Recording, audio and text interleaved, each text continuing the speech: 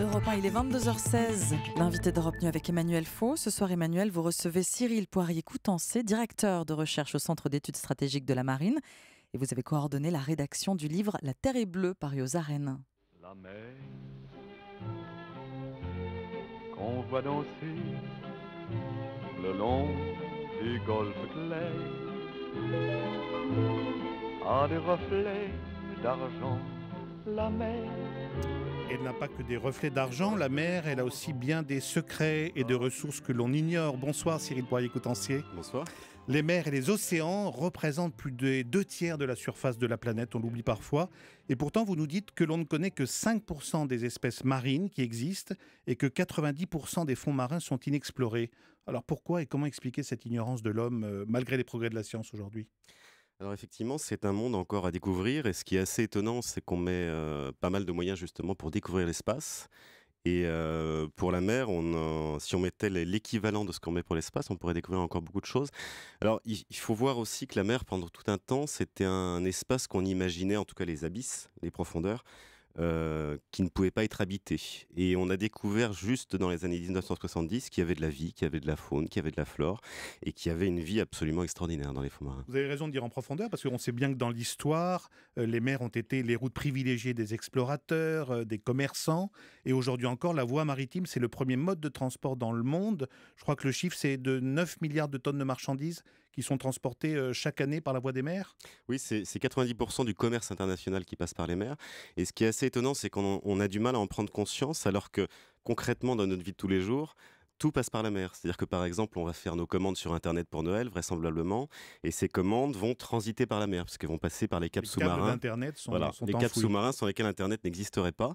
Ces commandes vont arriver en Chine, par exemple, et les cadeaux vont nous arriver par un porte-conteneur en provenance de Chine ou d'ailleurs.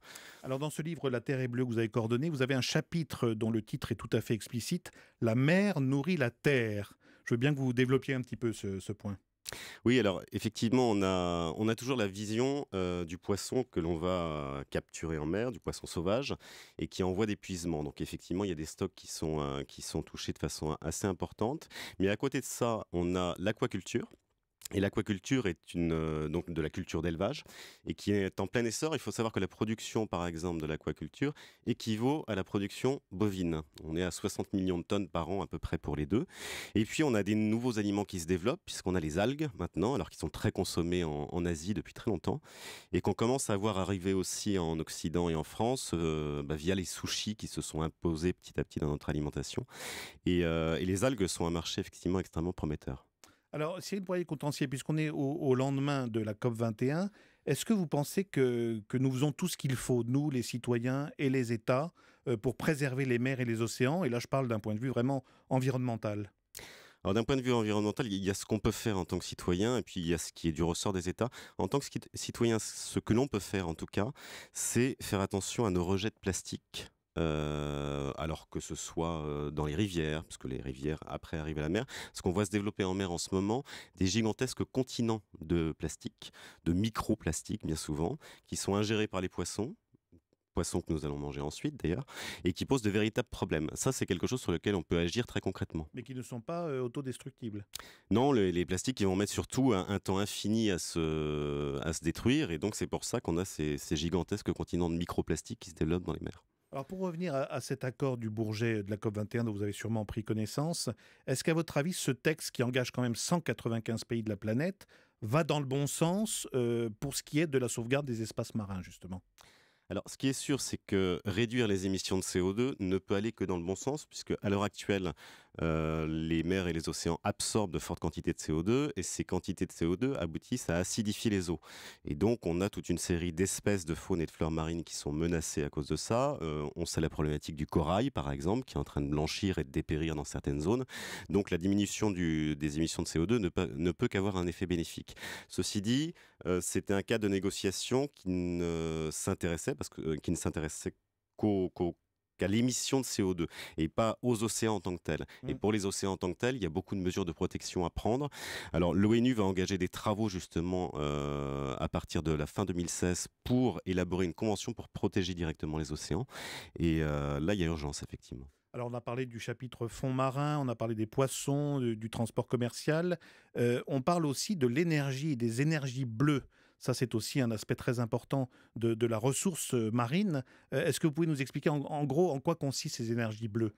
Alors ces énergies bleues, donc les énergies marines renouvelables, sont très diverses puisque elles peuvent à la fois jouer sur les vents, c'est les éoliennes qu'on a à terre, et on a des éoliennes en mer, mais elles peuvent jouer aussi sur le courant, sur les marées. Alors sur les marées, on a un exemple en France depuis les années 1970 avec l'usine marémotrice de la Rance qui produit de l'électricité à partir justement de la marée.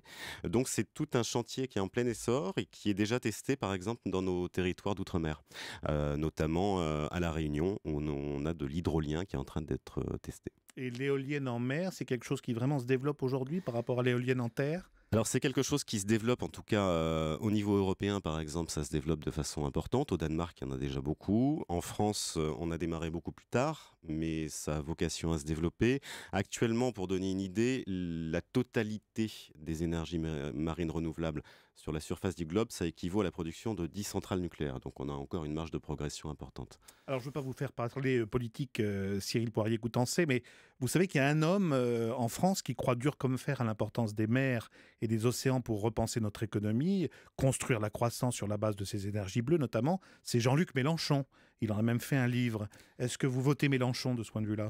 Alors, il y a un certain nombre d'hommes politiques qui commencent effectivement, alors pour certains qui sont conscients des enjeux maritimes, les maires de grandes villes portuaires, Édouard Philippe au Havre par exemple, est très conscient de l'enjeu que ça peut représenter. Ségolène Royal a fait des annonces il y a quelques mois sur le potentiel d'emploi qu'on peut créer dans ce secteur-là. Et ce qui est vrai, c'est que c'est un secteur qui déjà génère énormément d'emplois. On est à plus de 300 000 emplois dans le secteur de l'économie maritime.